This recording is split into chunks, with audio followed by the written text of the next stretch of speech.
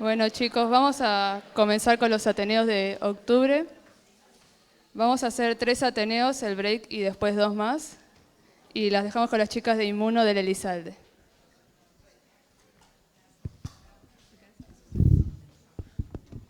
Hola, buenos días a todos y todas. Bueno, mi nombre es María Eugenia Fernández, soy R3 del Hospital Elizalde y junto con mi compañera y jefa Florencia Sánchez les presentamos este primer ateneo de hoy que se titula Inmunodeficiencias y cáncer. ¿Se escucha bien? Sí. Inmunodeficiencias y cáncer, incidencia en HIV. Bueno, les comentamos brevemente cómo vamos a dividir este ateneo. ¿Sí? En primer lugar, vamos a introducir el concepto de inmunovigilancia, como para poder ponernos en contexto. Más tarde vamos a hablar del sistema, qué pasa cuando el sistema inmune está deteriorado. En una tercera sección vamos a hablar de HIV y cáncer, los mecanismos carcinogénicos implicados, vamos a hablar algo de tratamiento y vamos a cerrar este ateneo con una experiencia en nuestro hospital sobre este tema. Bueno, entonces empezamos con inmunovigilancia. La capacidad que tiene nuestro sistema inmune de controlar el crecimiento de neoplasias se discutió por varios años. Es así que a principios del siglo pasado, Paul Ehrlich describe por primera vez la importancia del sistema inmune para proteger al hospedero contra el cáncer. Más tarde, Burnett y Thomas postulan el concepto de la inmunovigilancia o vigilancia inmunológica, tratando de demostrar que hospederos con un sistema inmune deficiente tenían mayor probabilidad de desarrollar malignidad. El concepto de la vigilancia inmunológica o inmunovigilancia es bastante intuitivo y apela a la capacidad que tiene nuestro sistema inmune de reconocer las células malignas y eliminarlas. Más hacia los fines de la década de los 90 se confirma esta hipótesis de la vigilancia inmunológica gracias a la disponibilidad de nuevos modelos de ratas inmunodeprimidas, y esto es lo que demuestran el equipo de Kaplan y colaboradores. Y luego de todo un siglo recorrido, llegamos a la fecha de hoy donde existe lo que conocemos con el nombre de inmunoterapia, donde se estimula al propio sistema inmune a reconocer y eliminar las células cancerígenas, ¿sí? Constituyendo así la innovación más reciente en tratamientos oncológicos. Ay, me remolesta estar sentada. Bueno, entonces veamos cómo es la respuesta inmunitaria frente a los tumores. En la actualidad se considera que este proceso de la vigilancia inmunológica que les comentaba recién sucede en 3 etapas. En primer lugar, tenemos la fase de eliminación, donde el sistema inmune es capaz de detectar las células cancerígenas o potencialmente cancerígenas y eliminarlas. Hasta acá estaría todo bajo control, ¿no? Pero bueno, después sobreviene una etapa conocida con el nombre de inmunoedición, en la cual las células tumorales comienzan a ganar, o las células que eran potencialmente tumorales comienzan a ganar mayor cantidad de mutaciones y estas mutaciones le permiten sobrevivir, ¿sí? Sobrevivir. Y estas mutaciones también se dan por la presión selectiva que ejerce el propio sistema inmune sobre estas células. Y más tarde tenemos la fase final, que es la fase de escape, donde las células tumorales acumularon suficientes mutaciones como para evadir la respuesta del sistema inmune y ahora sí puede crecer sin impedimento y volverse clínicamente detectable. Bueno, veamos entonces cómo es la participación de las células inmunes, entonces, más concretamente. Primero les recuerdo que las células del sistema inmune tienen la capacidad de ejercer la inmunovigilancia gracias a poder reconocer antígenos sobre las células tumorales, ¿sí? Estos antígenos tumorales son proteínas propias, ¿sí? Porque las células tumorales son nuestras, son proteínas propias que se expresan de manera aberrante, ya sea cuali o cuantitativamente.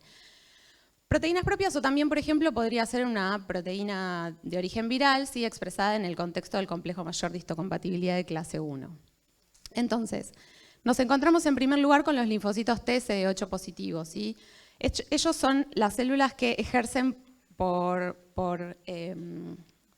excelencia la función de la vigilancia inmunológica, ¿sí? tienen la capacidad de reconocer estos antígenos que les comentaba recién a través del complejo mayor de histocompatibilidad y matar a las células malignas mediante mecanismos de citotoxicidad. Después nos encontramos desde la inmunidad innata con las células NK, ¿sí? Las células NK tienen la capacidad de reconocer a células propias que carecen del CMH de clase 1. Y muchas veces pasa que las células tumorales, como ante un mecanismo de evasión sobre la acción de los citotóxicos, tienden a aún regular la expresión del CMH1, ¿sí? Entonces, acá aparece este segundo caballito de batalla, digamos, que va a poder atacar este tipo de células que estaban intentando evadir la respuesta que venía desde los CD8. También tienen la capacidad de reconocer a células tumorales que estén cubiertas de IgG, ¿sí? A través de sus receptores para el FC.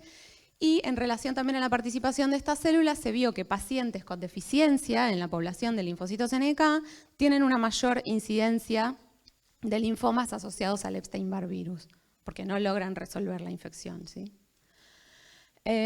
Bueno, los macrófagos son más controversiales, ¿sí? Los macrófagos, al tener un rol dual debido a sus dos perfiles de activación, pueden, por un lado, cuando están activados bajo el perfil M1, eliminar las células tumorales mediante fagocitosis, los mecanismos clásicos, o bien pueden, cuando se activan bajo el perfil M2, contribuir a la progresión del tumor. ¿Por qué? Porque cuando están activos bajo ese perfil secretan factor de crecimiento vascular endotelial y TGF-beta, que son dos sustancias que colaboran en la remodelación de los tejidos, la angiogénesis. Entonces estas dos cosas van a favorecer la progresión tumoral.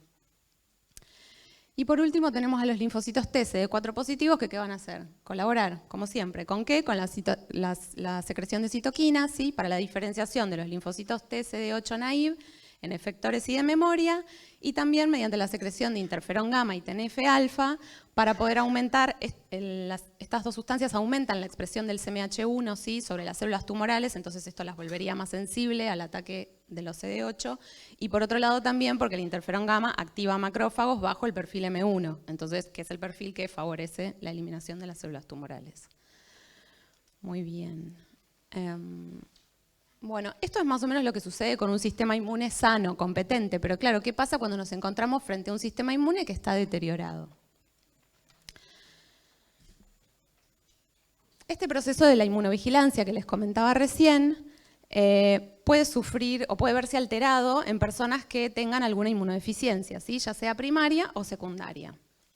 En las inmunodeficiencias primarias, los pacientes cursan con defectos genéticos que pueden causar pérdida de funcionalidad celular, funcionamiento alterado de las vías de señalización o bien desórdenes en la reparación del ADN, ¿sí? Siendo todos estos factores predisponentes para el desarrollo de malignidad. Y en las inmunodeficiencias secundarias, las mismas se producen como consecuencia de la administración de fármacos, ¿sí? O también por la presencia de virus oncogénicos, ¿sí? Como son el virus del HIV, el Epstein-Barr virus, el virus de la hepatitis C, B, el herpes virus. Entonces, pacientes que tengan afectada la inmunovigilancia debido a la situación de inmunodeficiencia van a tener un mayor riesgo de desarrollar malignidad. Bien, vamos a adentrarnos ahora un poquito entonces a qué pasa con los pacientes que están infectados por HIV. Recordemos que la infección por HIV causa inmunodeficiencia secundaria, que está clásicamente definida por la disminución de los linfocitos T CD4 positivos.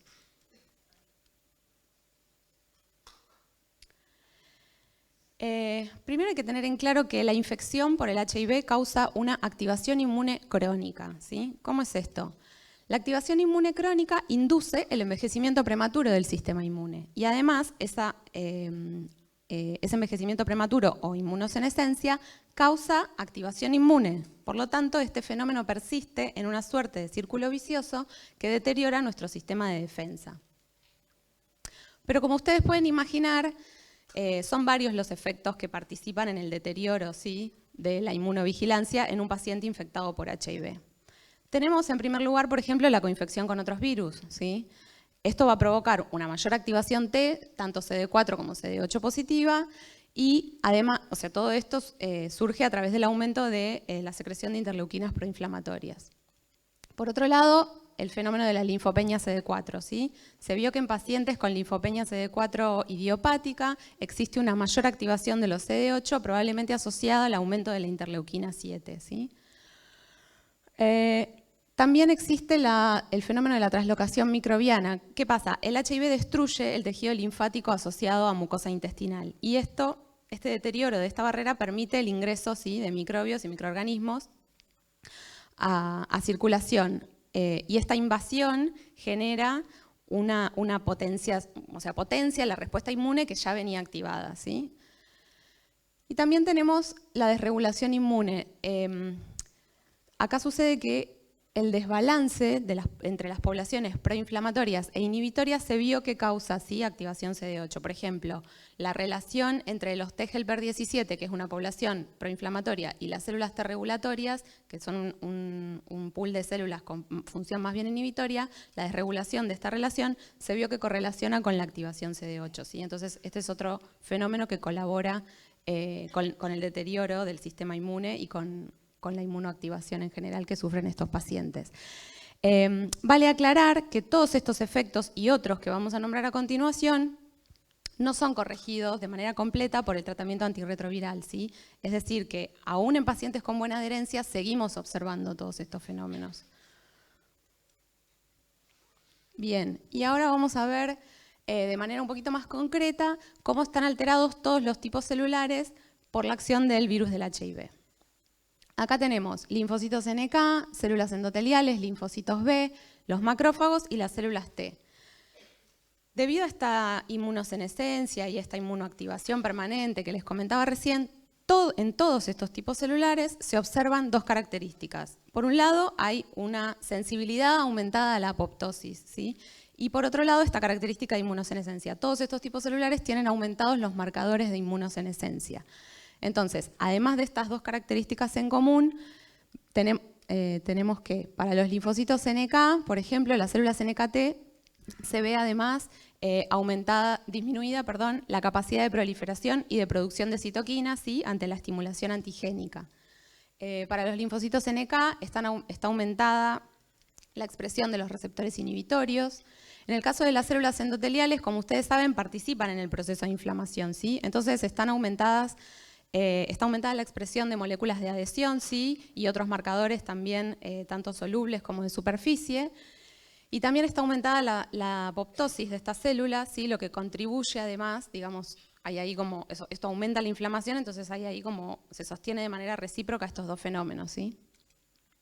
Para las células B están aumentados los marcadores de activación y de replicación, ¿sí? Hay un aumento de la activación, hay una hiperactivación policlonal, pero a pesar de esta activación policlonal, la capacidad de respuesta específica está disminuida, ¿sí?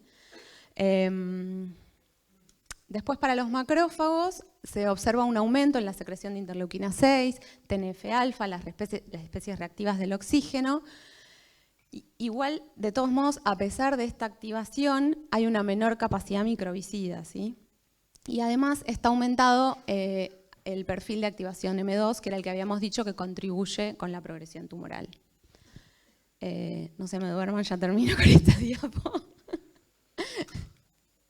Para los linfocitos TCD4 se ven aumentados los marcadores, ¿sí?, de replicación, y este aumento de la replicación se ve principalmente en el subset de los linfocitos T de memoria, pero este aumento en el subset de los linfocitos T de memoria sucede a expensa de una disminución, ¿sí?, de la población de los linfocitos T naive, lo que además genera que haya una menor capacidad de reconocimiento antigénico, o sea, disminuye el repertorio de antígenos reconocidos. Y para los linfocitos T también hay aumento en la replicación y activación, pero los niveles de este tipo celular son más elevados que los de CD4 debido a una menor dependencia, ¿sí?, del timo y de los órganos secundarios, linfáticos secundarios, para la homeostasis de este tipo celular.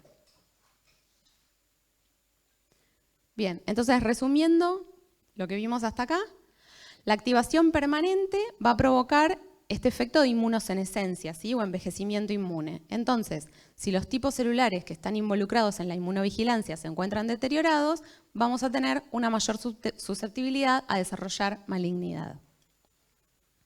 Entonces, hasta acá vimos qué es lo que pasa con el sistema inmune competente, qué pasa con un sistema inmune de una persona que está infectada con HIV y cómo reaccionan todos los tipos celulares.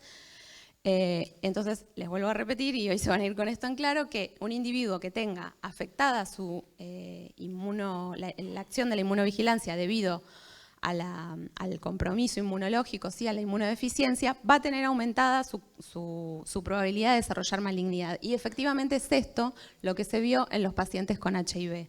Entonces ahora vamos a hablar un poco más de HIV y cáncer, y le paso el micrófono a Flor para que... Bueno, entonces vamos a seguir específicamente con el HIV y lo que pasa en el cáncer. Vamos a hablar primero un poquito de epidemiología de cada una de estas dos entidades por separado. Lo que sabemos hoy es que globalmente 1 de cada 6 muertes es debida al cáncer y que aproximadamente 300.000 niños son diagnosticados por año con esta enfermedad y que constituye una de las primeras causas de mortalidad en esta población. Por otro lado, respecto del HIV, se estima que casi 38 millones de personas conviven con esta infección a nivel global y, bueno, de estas 38 millones de personas, un 5% es en población pediátrica y dentro de esta población presentan un riesgo 100 veces mayor de presentar neoplasias que la población pediátrica general. Bueno, vamos a ver entonces de estas dos enfermedades que tienen en común a rasgos generales. Las dos presentan un gran desafío en la comunidad médica y científica actual, digamos, a nivel mundial, ya que, bueno, son dos causas de mortalidad y de morbilidad muy grandes, que el fallo del sistema inmune, que por un lado está bien reconocido en la infección por HIV, es establecido también como un factor de riesgo para generar neoplasias, como ya estuvimos viendo hasta ahora. Y se relacionan, por un lado, clínicamente las dos entidades, ya que varias neoplasias puntuales fueron definidas como definitorias del estadio de SIDA, que es el estadio más avanzado de la infección por HIV, y epidemiológicamente también están relacionadas, dado que en los pacientes seropositivos se vio un aumento de la incidencia de algunos tipos de cáncer. Vamos a ver entonces esto último un poquito más. Para ello tenemos que decir dos palabras acerca de cómo fue evolucionando el tratamiento a través de los años. A mediados de la década del 90 se implementó la terapia antirretroviral de alta efectividad, o HAART por sus siglas en inglés. A partir de esta fecha, digamos, a todo el tratamiento anterior se lo llamó era pre-HAART, en donde los pacientes presentaban una inmunosupresión mucho mayor a pesar de estar tratados. Y posterior al 96, en la era post-HAART, los pacientes logran un mayor control viral y por lo tanto una menor inmunosupresión. Y bueno, si hablamos respecto del cáncer con esta terapia, lo que se vio fue que en la era pre-HAART había distintos tipos de cáncer puntuales que definían el estadio de SIDA, como les comentaba anteriormente. Ellos son el sarcoma de Kaposi, el linfoma no-Hodgkin y el cáncer cervicouterino, que tienen además la particularidad de ser generados por otros virus, o sea, está hablando de una coinfección viral también en estos pacientes. ¿Qué quiere decir que se presenten estos tipos de cáncer? Que directamente un paciente seropositivo que presenta alguno de estos cánceres está en el estadio de SIDA. A partir de la implementación del HAART, lo que se vio en primer lugar fue que bajaba la incidencia de estos tipos de cáncer que definen SIDA a medida que aumentaba la sobrevida de los pacientes también. Y se pudieron definir como factores de riesgo para la generación de neoplasias en estos pacientes el inicio tardío de la terapia y el nivel de inmunosupresión, o sea, mayor inmunosupresión, mayor probabilidad de presentar cáncer.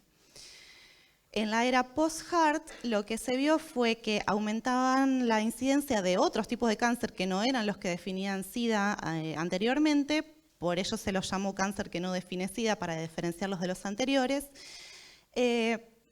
Y uno podría pensar que este aumento de la incidencia de estos tipos de cáncer distintos de los anteriores podría ser porque los pacientes vivían más a partir de este tratamiento, pero también se vio que, comparado con la población general, en los pacientes seropositivos tenían una mayor incidencia. Entonces, no era solo el factor de la mayor edad, digamos, lo que los predisponía al cáncer. Entonces, pensando en esta pregunta, en pacientes con buena adherencia al tratamiento, con este tratamiento de alta efectividad y sin evidencias de inmunosupresión, porque seguía habiendo mayor incidencia en estos pacientes con respecto a la población general. Entonces vamos a hablar un poquito ahora de los mecanismos carcinogénicos o de lo que se sabe hasta ahora del HIV en el cáncer. Para hablar de esto vamos a introducir los microARN, que son moléculas cortas de ARN de simple cadena. No anda el video. Bueno, que no son codificantes y tienen la capacidad de... Ahí está, ahí arrancó. Tienen la capacidad de unirse al ARN mensajero y impedir la síntesis proteica, por lo tanto actúan como un silenciador génico a nivel post-transcripcional, digamos. Esto sucede normalmente en todas las células y es muy importante para el desarrollo y para la diferenciación de los distintos tipos celulares y al ser tan importante, su desregulación también trae graves consecuencias en el funcionamiento celular normal. Lo que también se vio fue que los virus también pueden codificar microARNs, que les confiere una ventaja, ya que al no ser inmunogénicas estas moléculas pueden evadir el virus, el reconocimiento y la respuesta inmune. Y por otro lado, como requieren una menor maquinaria celular para su funcionamiento, es, digamos, más fácil para el virus accionar sobre la célula huésped y también se pueden unir a diferentes ARNs mensajeros, por lo tanto pueden tener múltiples blancos.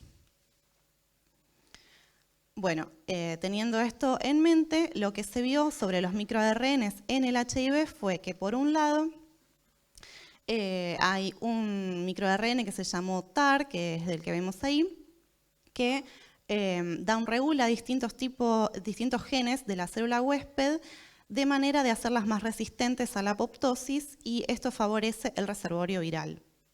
Por otro lado, este y otros microARNs del virus y también microARNs celulares se vio que inhiben la expresión de las proteínas virales en células en reposo, entonces esto frena, digamos, la replicación viral y permite la integración del genoma viral a la célula huésped y favorece la latencia. Y por otro lado, lo que se vio en el HIV fue que las propias proteínas virales están involucradas en algunos tipos de cáncer. Por ejemplo, en la proteína TAT se vio que en la generación de linfomas genera inestabilidad cromosómica, entonces permite, por ejemplo, en el caso del linfoma de Burkitt, la traslocación entre MYC e IgH, que es característica de esta enfermedad. Y por otro lado, la proteína NEF puede infectar los linfocitos B directamente a través de los macrófagos sin utilizar ningún receptor en la superficie celular, por lo tanto evadiendo también el reconocimiento inmune y genera mayor proliferación y mayor diferenciación en estas células, predisponiéndolas también a la malignidad.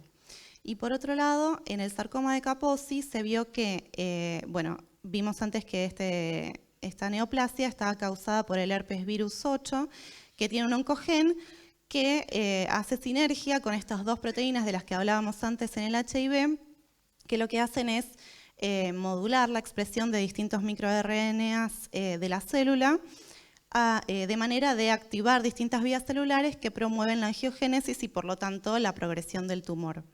Entonces, a modo de resumen, tanto los microRNs como las proteínas virales pueden, por un lado, perpetuar la infección crónica y, por el otro lado, aumentar la predisposición a las neoplasias. Bueno, como otro mecanismo carcinogénico importante, vamos a ver un poco sobre los puntos de control inmunes, que son señales que pueden regular la respuesta en los linfocitos T frente a infecciones o autoantígenos. Esto está dado por un equilibrio entre moléculas estimuladoras e inhibitorias en las células normalmente, digamos. Y este equilibrio, bueno, cada molécula puede actuar a diferentes niveles celulares y lo que permite es asegurar la tolerancia periférica, impidiendo la autoinmunidad, por un lado, y por otro lado, permite modular la amplitud y la duración de las respuestas inmunes en las células, en un sistema inmune normal. Entonces, ¿qué es lo que vemos cuando hay un aumento de las moléculas inhibitorias? Vamos a tener frenada, digamos, la capacidad de respuesta o de activación del sistema inmune ante cualquier injuria, sea infecciones o autoantígenos o células malignas, entonces el sistema inmune no va a poder responder de manera correcta. Vamos a hablar entonces puntualmente de dos moléculas inhibitorias que son muy importantes en los puntos de control. Una es el CTLA4, que actúa una vez que el linfocito T naive o virgen se activa. Esta molécula que vemos acá se induce la expresión en la superficie del linfocito para frenar esta activación de manera temprana. Entonces, es una contrarregulación, digamos, de la activación. Y por otro lado, el PD1 actúa de la misma manera que el CTLA4, pero en otro nivel celular, digamos. Esto ocurre en la periferia cuando los linfocitos ya de memoria, no vírgenes, se activan. Esta molécula PD1 también frena la activación. Y estas dos moléculas se vieron aumentadas también en infecciones crónicas y en neoplasias. Con esto en mente, vamos a quedarnos ahí un poco en pausa y hablar un poquito del tratamiento en estos pacientes que el problema que tienen es que tienen dos grandes ramas de tratamiento. Uno es el tratamiento antirretroviral para el virus y el otro es el tratamiento para el cáncer. Si hablamos del tratamiento para el cáncer, lo que va a inducir es una mayor inmunosupresión, como pasa en todos los pacientes, pero en estos pacientes van a tener la dificultad de que ya pueden venir con una inmunosupresión bastante importante. Y por ello es que se planteó en un principio si debía suspenderse el tratamiento antirretroviral durante el curso de la quimioterapia o no en estos pacientes. ¿Por qué se plantea esto? Porque los dos grupos de fármacos en general se metabolizan por vía hepática, entonces lo que va a suceder por un lado es que compiten por los citocromos para su metabolización y esto va a condicionar una mayor permanencia de ciertos fármacos en el organismo y genera mayores efectos adversos o mayor toxicidad. Y por otro lado, algunos antirretrovirales también generan los mismos efectos adversos que los quimioterápicos, entonces en estos pacientes ya de por sí van a presentar mayor toxicidad al tratamiento. ¿Qué es lo que se llegó por consenso? Es priorizar el tratamiento quimioterápico, en principio sin suspender el tratamiento antirretroviral, a menos que el paciente presente una toxicidad elevada, y en este caso se trata de rotar o cambiar algún antirretroviral que se sepa que es el que causa mayores efectos adversos, a ver si se puede solucionar con esto. Y si no, se suspendería momentáneamente la terapia antirretroviral hasta pasar la toxicidad o pasar el tratamiento quimioterápico. De todos modos, este panorama generó una necesidad de nuevos fármacos que no interactúen entre sí y que no generen tanta toxicidad en estos pacientes. Es por ello que se trabajó mucho en la generación de distintos fármacos y estos dos científicos se llevaron el Premio Nobel de Medicina del año pasado por sus desarrollos de distintos anticuerpos monoclonales que, bueno, obviamente están dirigidos contra moléculas específicas y lo que intentan hacer es utilizar el sistema inmune que tiene esta propiedad de inmunovigilancia y de atacar a las células tumorales, potenciarlo para que el mismo sistema inmune trate de atacar el cáncer. James Allison, por un lado, estudió la molécula CTLA4 y desarrolló su anticuerpo monoclonal, que lo que hace es bloquearlo. Entonces, al bloquear esta molécula inhibitoria, saca el freno, digamos, de la activación. Entonces, hay una activación mucho más generalizada y más potente. Lo que se vio en pacientes con cáncer que permitía una regresión tumoral significativa, pero también traía bastantes efectos adversos porque justamente esta activación generaba mucha inflamación sistémica y la aparición de autoinmunidad. Y por otro lado, Tasuku Honjo generó un anticuerpo monoclonal anti-PD1, que era la otra molécula inhibitoria que vimos anteriormente, y se vio que este fármaco tiene mejor tolerancia que el anti-CTLA4 y se está estudiando ahora si la combinación entre estos dos monoclonales puede tener mejor resultado en pacientes con cáncer que la monoterapia. Por otro lado, en lo que respecta al HIV, se piensa que se podrían usar estos fármacos para complementar el tratamiento antirretroviral en estos pacientes, pero todavía no hay ensayos clínicos en pacientes con HIV con estos monoclonales. porque se está esperando a ver un poco más de resultados en pacientes con cáncer para tratar de ampliar el espectro de pacientes. Bueno, ahora vamos a ver entonces la experiencia en nuestro hospital en pacientes con HIV y neoplasias.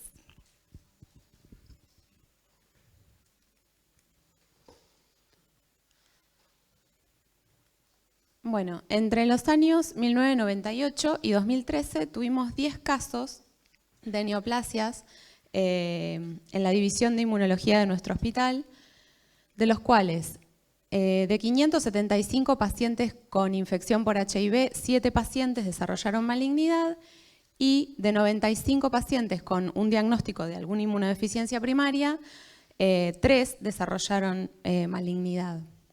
Con estos números pudimos calcular la incidencia de cáncer dentro de estas 2 inmunodeficiencias. En el caso del HIV, el valor calculado fue de 1.2% y para el pool de pacientes con inmunodeficiencias primarias obtuvimos una incidencia de desarrollo de malignidad del 3.2%, siendo estos 2 valores coincidentes con lo reportado en la bibliografía actual para la población pediátrica. En el caso de las neoplasias en inmunodeficiencias primarias, nosotros de estos 3 casos tuvimos 2 pacientes que tenían ataxia telangiectasia y 1 que tenía síndrome linfoproliferativo ligado al X. En los 3 casos, los tumores desarrollados fueron del tipo hematopoyéticos y en relación a la alteración inmune que presentaban estos pacientes, ponemos de relieve, digamos, los defectos en la reparación del ADN que sufren los pacientes con ataxia, y la susceptibilidad a la infección por el virus del Epstein-Barr en el caso de los pacientes con síndrome linfoproliferativo ligado al X, debido a que tienen diezmada su población de NECA. Siendo estas 2 alteraciones inmunes, como habíamos comentado anteriormente, predisponentes para el desarrollo de malignidad. Y para lo que es el desarrollo de neoplasias en la población HIV, tuvimos 7 casos. En esta tabla podemos ver el estado inmunovirológico de todos estos pacientes, encontrando que 6 de los 7 pacientes se encontraban en un estado de inmunosupresión, ¿sí? Con un recuento de linfocitos TCD4 positivos disminuido, todos ellos con carga viral detectable, y que en relación al tratamiento, estos 6 pacientes con inmunosupresión no tenían buena adherencia al tratamiento, ¿sí? Cabe aclarar, en el caso del glioblastoma, esta paciente, a pesar de tener un buen recuento de linfocitos TCD4 positivos al momento del diagnóstico del cáncer, venía con un historial de inmunosupresión durante varios años, en los años anteriores, ya había desarrollado un criptococoma y bueno, en ese momento se encontraba con una buena adherencia al tratamiento y un buen recuento de CD4, pero su historial era deficiente. Y otra cosa para aclarar es que el paciente que desarrolló el sarcoma de Kaposi fue el único de la era pre-HART, ¿sí? Que como había comentado Flor, ¿sí? Es un tipo de cáncer que está asociado a esa era. Y bueno, para ir cerrando, vamos a hablar un poquito del rol del laboratorio. ¿Qué es lo que podemos hacer nosotros entonces desde el laboratorio de inmunología? Todo lo que está relacionado con el monitoreo del estado inmunológico de estos pacientes, ¿sí? Es así que a través del recuento de linfocitos TCD4 positivos vamos a poder determinar el estadio inmunológico, ¿sí? En el cual se encuentra el paciente. La determinación de la carga viral sirve para el control de la respuesta al tratamiento y la determinación de las distintas poblaciones linfocitarias nos sirve para poder evaluar los diferentes tipos celulares que están involucrados en la inmunovigilancia. Como conclusiones, entonces, decirles que la inmunovigilancia cumple un rol muy importante en las primeras etapas, ¿sí? De los procesos neoplásicos, que la infección por HIV provoca un estado de susceptibilidad, ¿sí? Para el desarrollo de neoplasias debido al estado de inmunosupresión que genera, la senescencia y la desregulación inmune y a la acción combinada, como vimos, de proteínas y de microRNAs virales.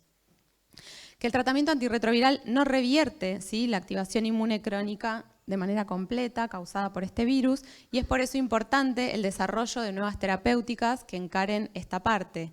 En relación a esto, entonces, recordamos que la combinación de los inhibidores de punto de control inmunes desarrollados para el tratamiento del cáncer con el tratamiento antirretroviral podrían constituir un avance en el tratamiento del HIV. y que el monitoreo del estado inmunológico colabora en la identificación de los pacientes que tengan un mayor riesgo a desarrollar neoplasias. Bueno, chicos, muchas gracias por su atención. Gracias a todos nuestros compañeros y gracias a Flor.